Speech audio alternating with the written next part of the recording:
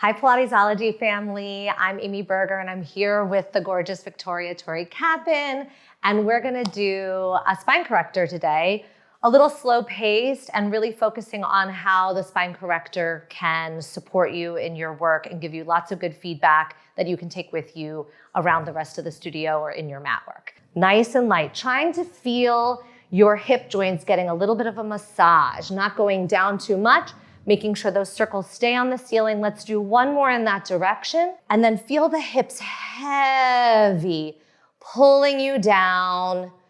Good, feel your sternum, your breastbone over the barrel. Once the hips hit the mat, go ahead and lift your head up. Left heel lifts first, and then peel your foot off the barrel.